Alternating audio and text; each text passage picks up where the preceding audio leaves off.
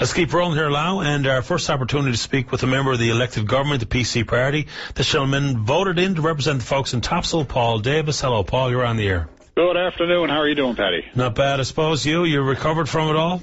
Yeah, it's an interesting week, you know. I suppose I spent a lifetime being in demanding situations sometimes where we had to work long hours around the clock and that kind of thing. So it was kind of interesting to be back in kind of in that mode again for different reasons. But it's been a learning week for many of us. And I know I've learned some stuff as well. But it's the process we're engaged in. Yeah, too bad some of that process is what it is, though. I don't know if and look, the opposition parties felt they were forced into this maneuver of filibuster. I completely understand, but I'm sure all parties understand at some point we were that punchy we weren't really getting anywhere.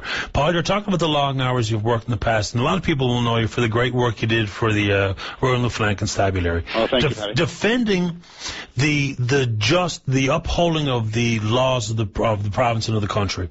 And when it comes to this, the PC members are going to be looked at as defenders of the indefensible.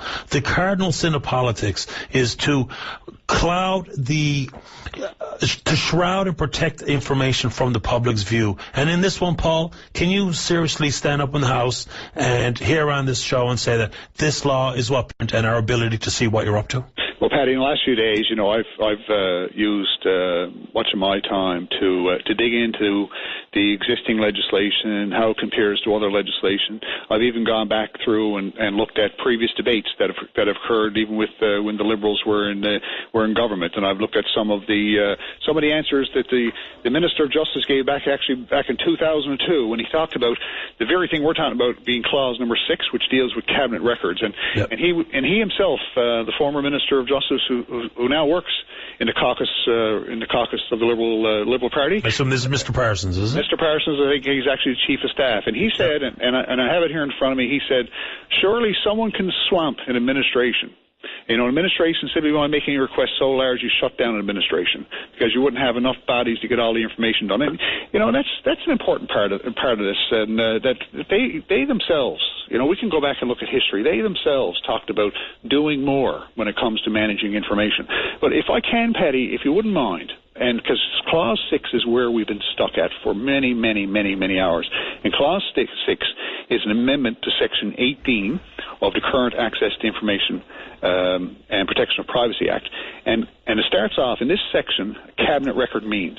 Now, formally, under Section 18, in the current Act that exists today, there was a line there where it said the head of a public body shall refuse to disclose to an applicant information that would reveal the substance of deliberations of cabinet, including, now listen to this part, advice, recommendations, policy considerations, or draft legislation or regulations submitted or prepared for submission to cabinet. Now that's one line, that's one paragraph. Yeah. And what we've done is that we've broken all that out to be more clear. Now, let me run down through what our bill proposes. Well, If I may, Paddy. First part, it says cabinet record. Advice, recommendations, policy considerations. That's basically what I just read to you. Now, also the other piece of the legislation that we need to be aware of, and this is one I took some time to research, Management of Information Act, which is a current act within government. It defines cabinet records. Paragraph II, draft legislation and regulations submitted or prepared for cabinet. That's out of that particular piece of legislation. Memorandum or purpose for which is presents a purpose or recommendation to cabinet. Right out of that management information.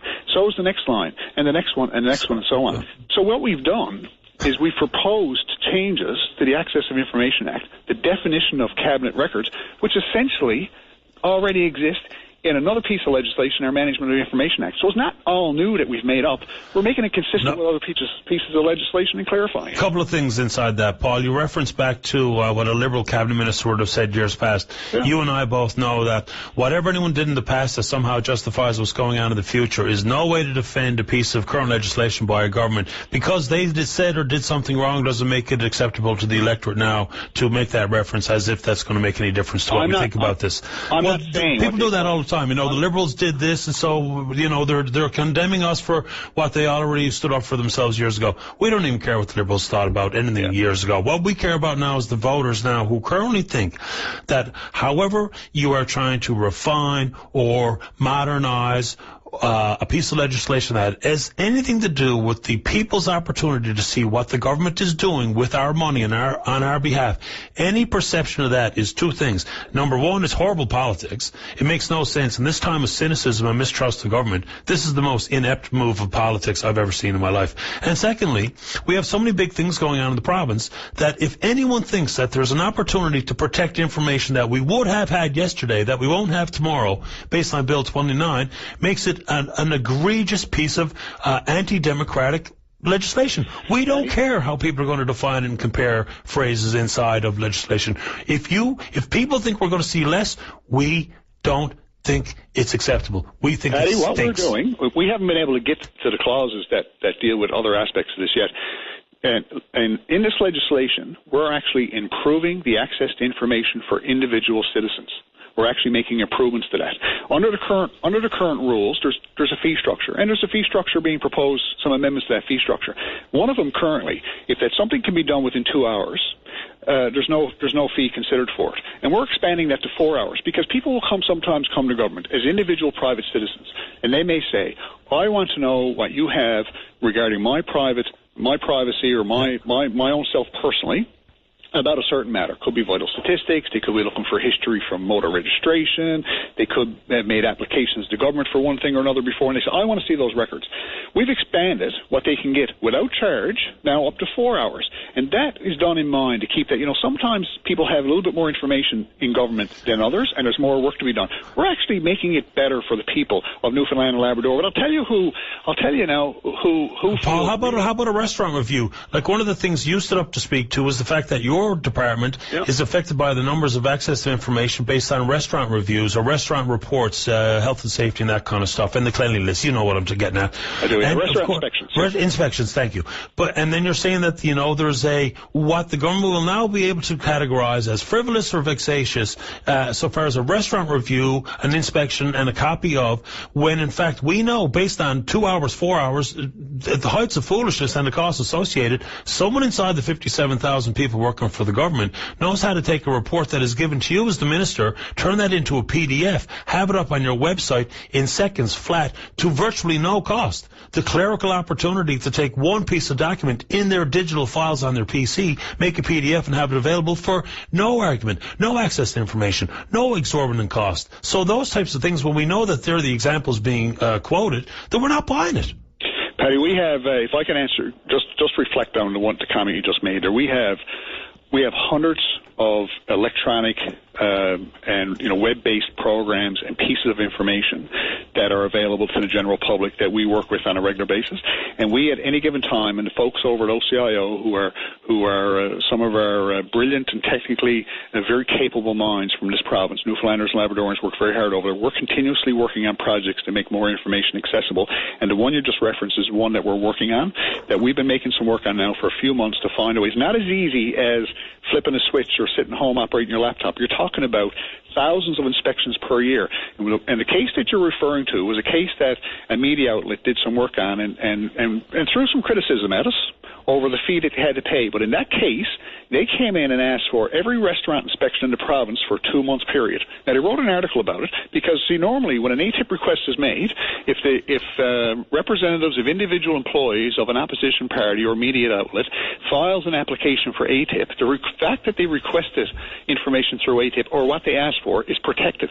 So we can't even give you, we're really restricted to give you examples of the kinds of stuff that they put in. Now, there's where we want the restrictions lifted. We don't want to have to request 2 months worth of restaurant inspections. We want the government to do the right thing here and make them available for nothing. Yeah, and that's fine, and that's a good answer. Yeah, but it's not the truth.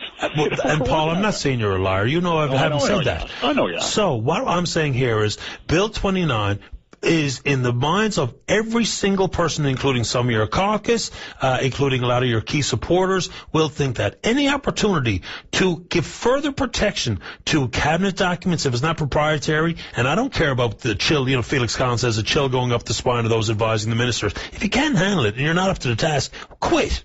Go get something else to do for a living. We want to know what's going on. This scares us, and we cannot put up with it. I'm surprised that the Tories are making this place sound so politically naive and counterproductive to us trusting and wanting to believe in government and their competency to make decisions on our behalf. That's how this goes. I would suggest that there are two entities in the province who regularly submit requests who are upset about this. And one is the opposition parties, because they feel that, because they make requests on a regular basis, and they call us and ask for information, and we do our very best, I can tell you, I speak for my own department, to accommodate the information requests that they send in.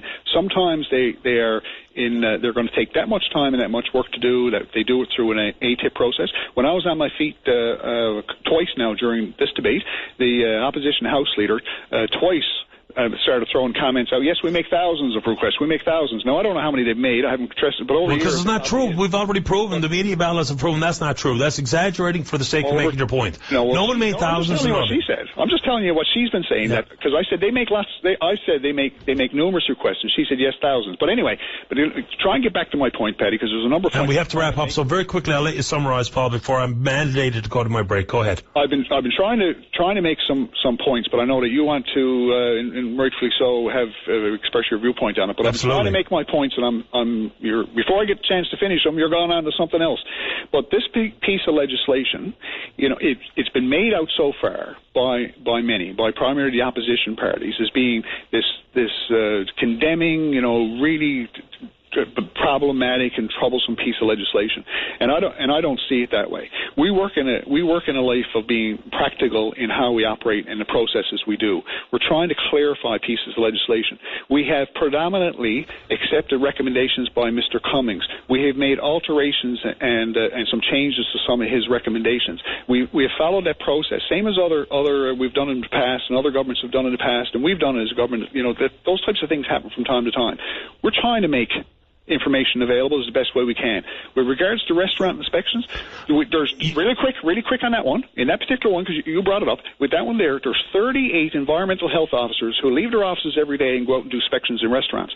When they go to work in the morning, someone says, don't go out and do inspection day. Now sit and go through your files for the last 2 months and give us copies of every restaurant you did, because that's the circumstance we face today. They get a paycheck every second Friday for doing the inspections, and if you turn them into a clerical worker who could turn it into a PDF and put it on the website, that problem be solved. Well, I told you we're working towards that. Paul, I appreciate your call today. I have to go to the break. Megan's in there freaking out. I didn't want to cut you off, Paul. I always enjoy the conversation. Yeah. Everyone in the province is wound up, and no one's trying to make more of it than what it is. If anything can be explained, because you know what? Because it stinks. It stinks in the ears and in the minds of people, because we don't want to be kept in the dark on anything. Even the perception of more dark makes us irritated, like you would. My exact reason for calling you today was to try and clarify some of the misinformation that's been put out there by people who have been spreading the misinformation about this. And that's the reason why I called today, and I appreciate you taking the time. And there's more opportunity coming, sir. I appreciate the call from you and your colleagues. All the best. Yeah, thank you, Barry. Thanks, Paul.